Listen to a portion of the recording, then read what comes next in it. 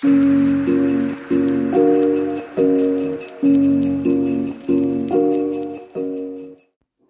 everyone, welcome back to my channel. We are continuing our 12 Days of Christmas card series. I hope that you are enjoying the series so far. If you've missed any of the videos, I encourage you to go back and check them out. Today we are going to be using our alcohol inks. So I'm trying to use some products that don't get much love in my craft room, and my alcohol inks happen to be one of those. So I have some YUPO paper here. This is about 6 by like 5.5, something like that. It was just a sheet of paper that I cut down. And actually, this is photo paper. I lied to you. I think this is photo paper. Wait for it. Wait for it. Nope, it's YUPO paper. Anyway, I have a little puffer tool from Holtz. I have some rubbing alcohol that I put in like a spray bottle. And then I have 3 different kinds of alcohol inks. I have a watermelon, and I believe this one is called lettuce. And then I have a gold MIXATIVE. So I am not a huge fan of traditional red and green for Christmas. I don't know why. It's just how I am. And so I know that there are other people that is all they like. That is Christmas, and that will always be Christmas, and that is fine also. So to appease those kind of people, I am doing red and green. So because red and green won't make friends on a card together, I made them into 2 separate panels. This is a poinsettia border die, and I believe I got this off of Amazon. I'm not really sure where that came from. If you happen to have this in your stash and know where you got it, let me know in the comments below. So I am working on my glass board here. You want to work on a non-porous surface. So a glass board, a Teflon sheet, some sort of craft mat, because this will stain like crazy. So here I put on a little rubber glove just because I don't want to be totally red and green, and it just protects my hands a little bit. And I took that rubbing alcohol and just sprayed all over this YUPO paper. So YUPO paper is not actually paper, it's actually a plastic, like a synthetic plastic.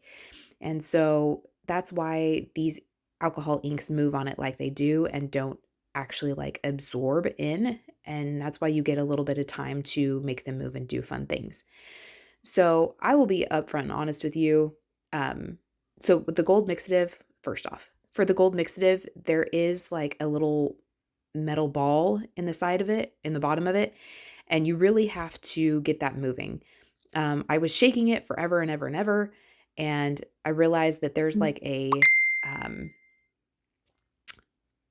clog essentially in my mixative. And so I had to go back and like shake this 1,000 times. I actually like smacked it on my table just to get that ball to come loose. So anytime you use a pearl or a mixative, or I think there's another kind that he has out and I can't remember its name right now.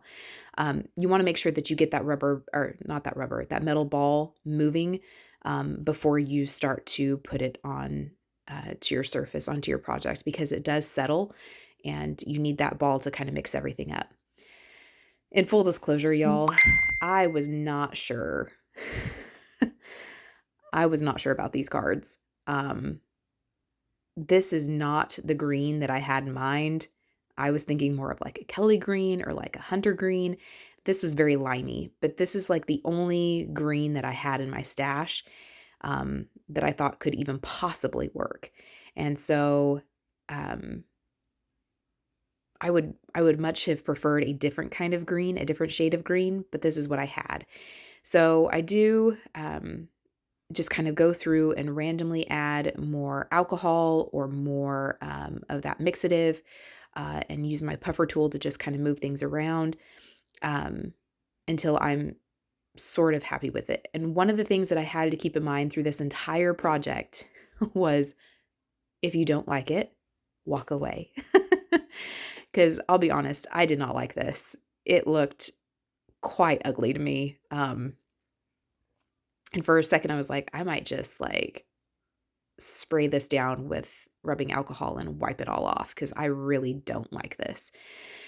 But I just kept in mind, when you don't like it, walk away, give it a moment, let your eyes like breathe and rest on something else, and come back to it. And it ends up working out okay in the end.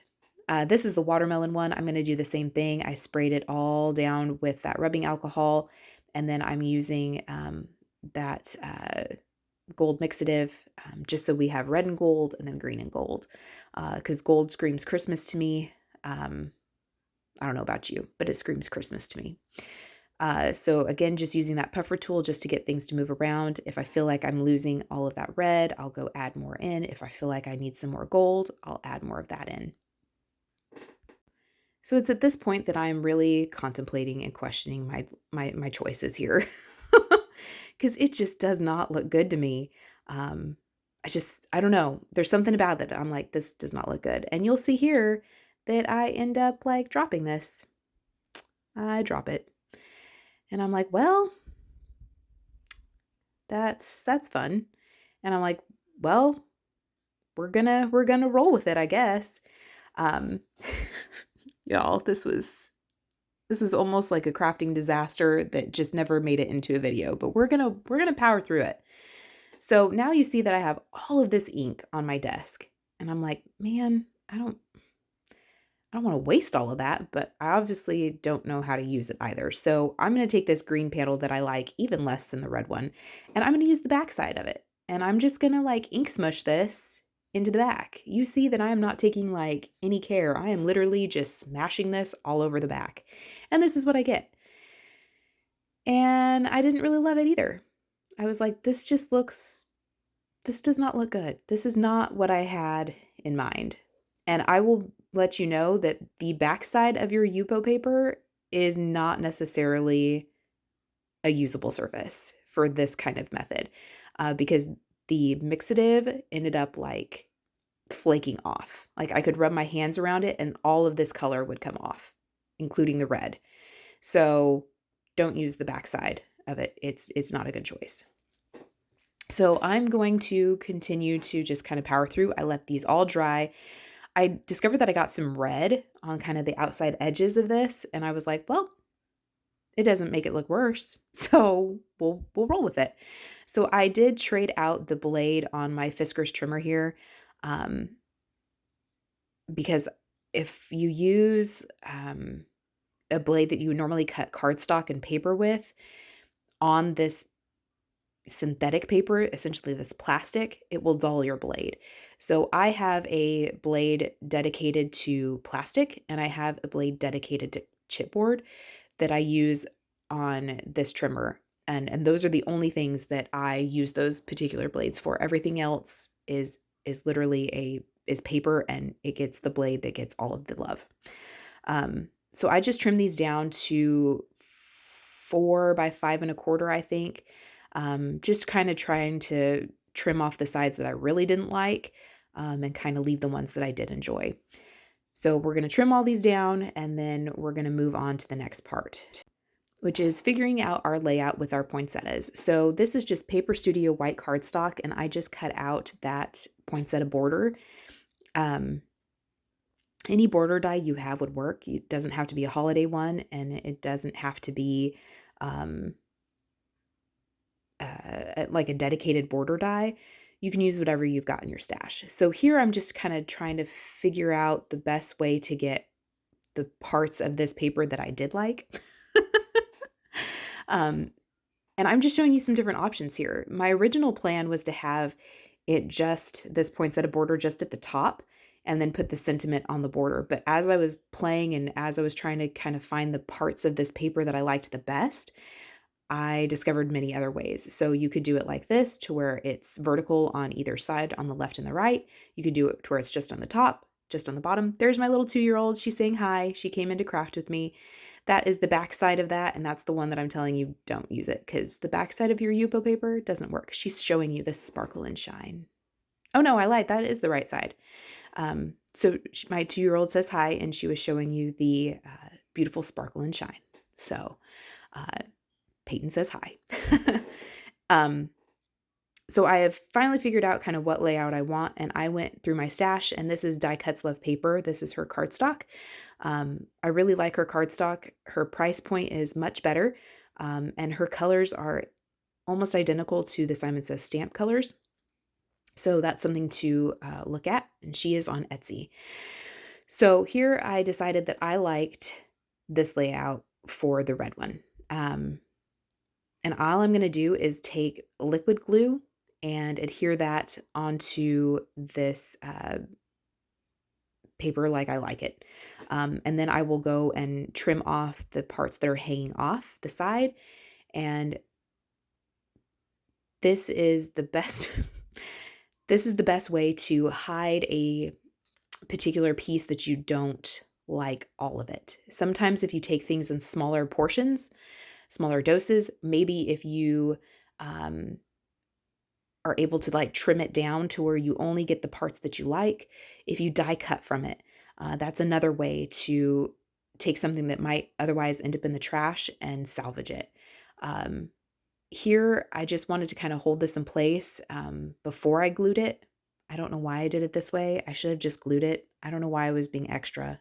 I think I was maybe frazzled because this didn't work out like I had planned in my mind. But I would just go ahead and glue them down, and then you can trim off the excess. So I'm just going to use some liquid glue to do this, and then I will set something heavy on top of it to help it dry. Because this is not actual paper, because it is a plastic, it takes a little bit longer for things to set on there, which you can use to your benefit sometimes, but in this case, I'm impatient and I wanted it to set, so I just put something heavy on top of it while that glue dried. Off camera, I went ahead and glued down all of the poinsettia border for the green one and trimmed off the excess of that one. And then for a final bit of embellishment, I went through my stash and I purchased these pearls off of Amazon, but you could use Nuvo drops, you could use a sequin, you could use a confetti piece, you could use a die cut shape of like a specialty cardstock, whatever you have. And I chose to glue these to not only the center of the poinsettia, but also where these quote unquote berries are on this die. And I used red for the red card and green for the green card. And then that is it as far as like bells and whistles. If you wanted to, you could go ahead and die cut out extras of this border die and make it pop up. It'd be pretty difficult to add like foam tape to the back of that because those details are pretty fine. But just cutting out extras of those borders and gluing them together is an option. To give this just a little bit more interest, because it is a fairly simple card, I am trying my hardest to work through this fun foam that I have had in my stash for many, many moons. And so I just cut down a section of that and am using that same liquid glue to pop up the panel here. And then I will glue this flat to the card. You may be asking yourself, Brandy, what about your sentiment? And you would be right. First off, let's all take note that this border is crooked, that this panel is crooked on this red card. Totally off center. Did I notice that at first? No, I didn't. It wasn't until I was literally sitting down to take pictures of this that I was like, oh, this is incredibly crooked and not even. So yeah, it was, the glue had not completely set yet, thankfully. And so I was able to kind of scoot it over and crisis averted. And again, you may be asking yourself, Brandy, what about these sentiments? I wish I would have been thinking ahead a little better and stamp my sentiment before I put my fun foam on there, but I didn't, and it turned out okay. But I definitely wanted to use my MISTI in case I didn't stamp things right or found that one gap that was in between my fun foam. But everything worked out okay. I did pick one of the sentiments from that Altenew MISTLTOE wreath sentiment set and put those into the, stamp that into the white space on the poinsettia borders. Here I'm noticing that it is not centered. And I used, let's see, what inks did I use? I used the Stamp Market Lipstick Red and Mossy to stamp out my sentiments, and that will complete these cards. So thank you for sticking with me. I hope you feel inspired. I hope you, if you've missed any of the other videos in the series, I hope you'll go back and check them out. And until then, we will see you next time. Bye.